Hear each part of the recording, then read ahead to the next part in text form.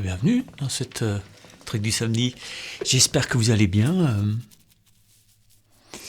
À l'heure où je vous parle, je dois Enfin, à l'heure où je vous parle, que vous m'entendez, on va dire, d'accord ? C'est-à-dire, quand vous allez entendre cette vidéo, je serai en train de me préparer pour aller faire un concert. Et le lendemain aussi. Donc le samedi et le dimanche, je fais des concerts.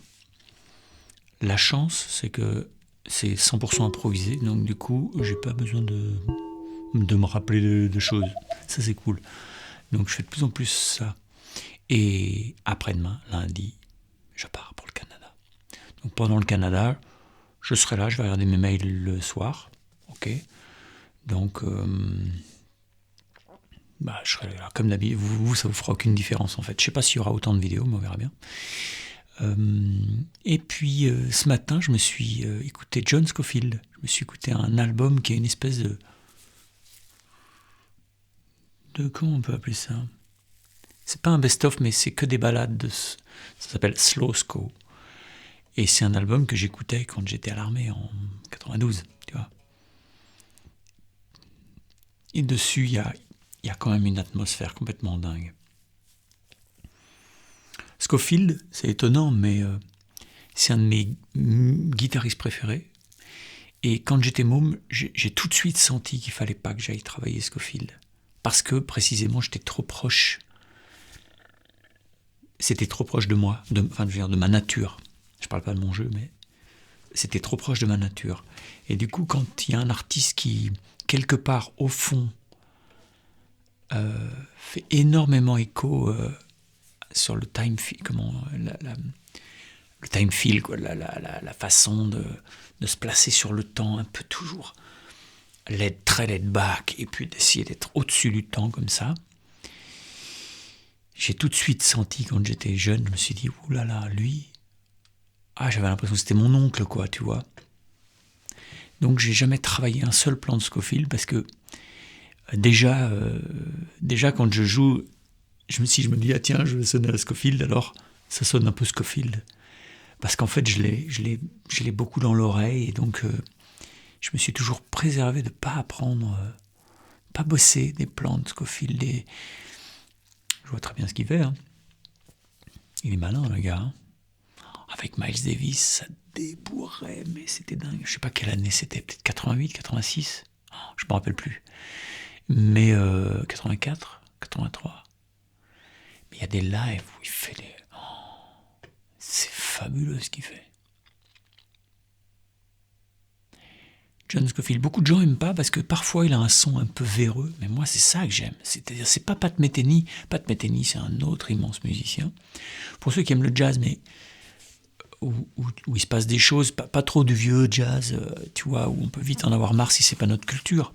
Quand t'aimes le jazz, ce que t'aimes c'est le phrasé, c'est les machins. Donc du coup, t'es plus en train d'écouter la musique. Parce que, pour être franc, la musique de jazz, quand elle n'est pas inventive, moi, ça me fait vite chier. C'est-à-dire, à part si vraiment il y a un truc dingue, je sais pas, Chet Baker, Billie Holiday, des gens comme ça, Bill Evans, tu vois, des gens qui ont une vraie économie, John Coltrane, Miles Davis, Thelonious Monk, je suis fan.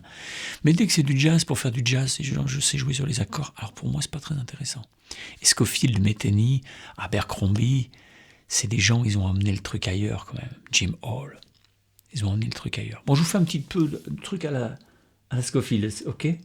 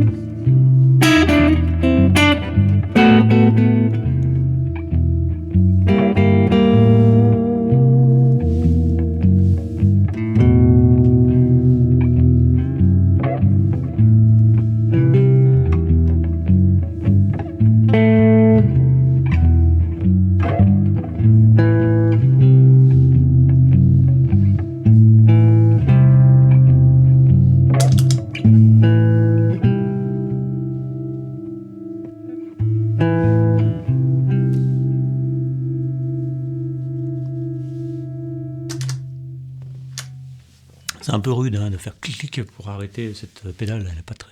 C'est une toute petite pédale. J'aime bien. Bon, je sais pas si c'est intéressant, je vais écouter ça, si c'est naze, je lui mettrai un petit mot pour m'excuser. Non, on ne veut pas s'excuser.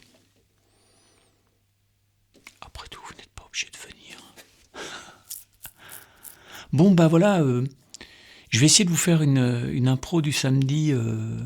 Pas la semaine prochaine, il faut que j'en prépare une pour la semaine prochaine parce que je n'aurai pas le temps d'ici la semaine prochaine.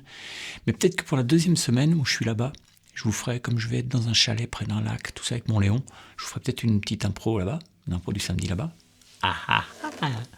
Surveillez, je vous embrasse, bye bye.